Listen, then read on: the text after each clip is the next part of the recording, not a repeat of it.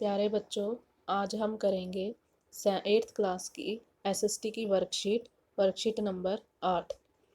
Part 2 है व्यापार से साम्राज्य तक और उपविषय है सर्वोच्चता का दावा तथा विलय नीति।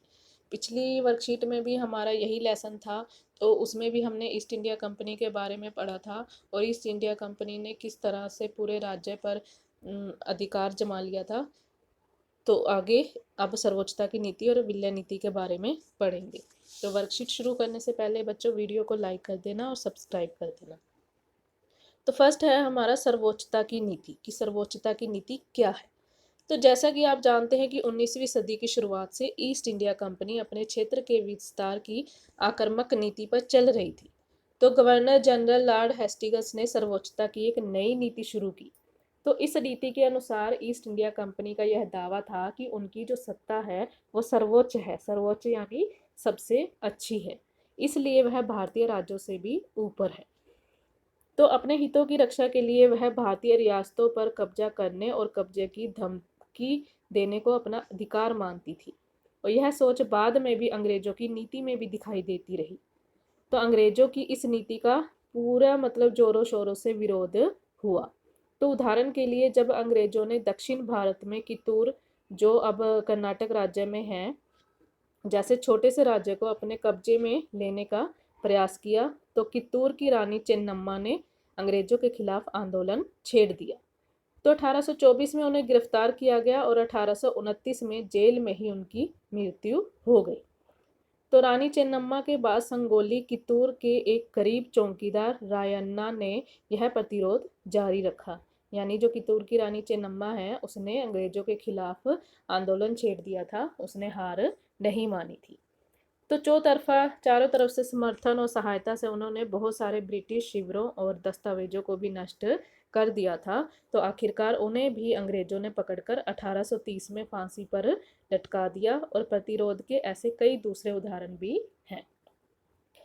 तो 1830 के दशक के लास्ट में ईस्ट इंडिया कंपनी रूस के प्रभाव से बहुत ज़्यादा डरी हुई थी, क्योंकि कंपनी को डर था कि कहीं रूस का प्रभाव पूरे एशिया में फैलकर उत्तर पश्चिम से भारत को भी अपनी चपेट में ना ले ले। यानी वो रूस से डर रही थी कि कहीं भारत का उत्तर पश्चिम भाग भी वो अपनी चपेट में ना ले ले।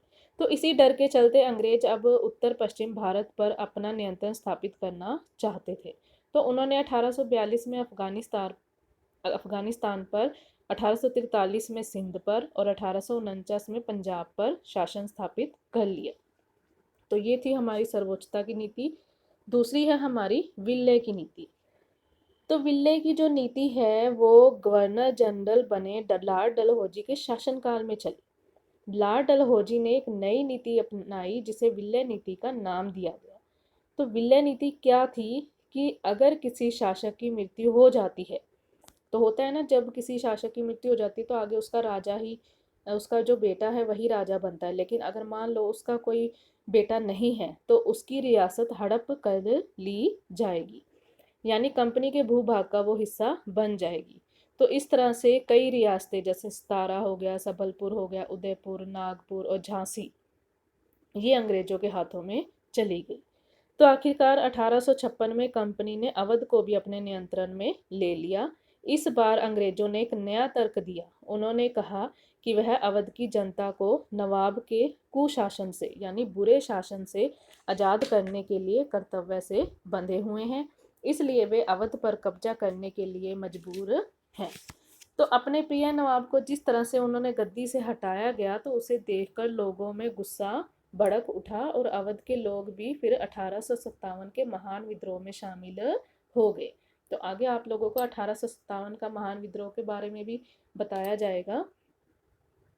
तो ये थी हमारी सर्वोच्चता की नीति और विलय नीति।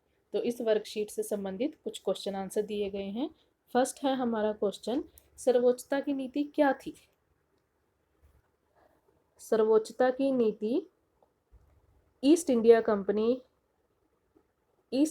कंपनी मानती थी कि उसकी सत्ता सर्वोच्च है और वह भारतीय राज्यों से भी ऊपर है। तो सर्वोच्चता की नीति किसके नेतृत्व में शुरू की गई थी? ये लिखेंगे हम, गवर्नर जनरल लॉर्ड हेस्टिंग्स की नेतृत्व में शुरू की गई थी। तो विलय नीति का सिद्धांत क्या था?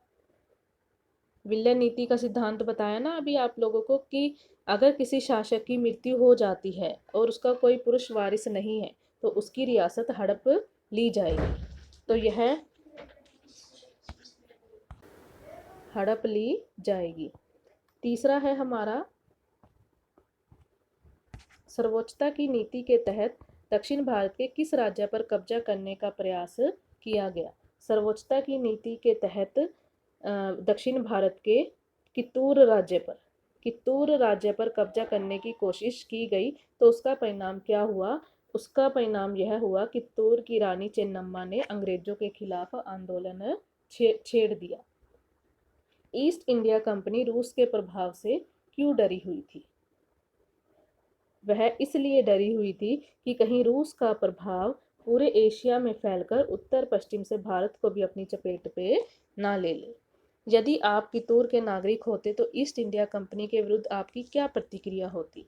हाँ, अगर मैं भी कित्तूर के नागरिक होती तो मैं भी कित्तूर की रानी चेन्नम्मा की तरह आंदोलन में बढ़ चढ़कर भाग लेती। तो बच्चे, अगर आपको वीडियो अच्छी लगी हो तो वीडियो को लाइक कीजिएगा और सब्सक्राइब कीजिएगा।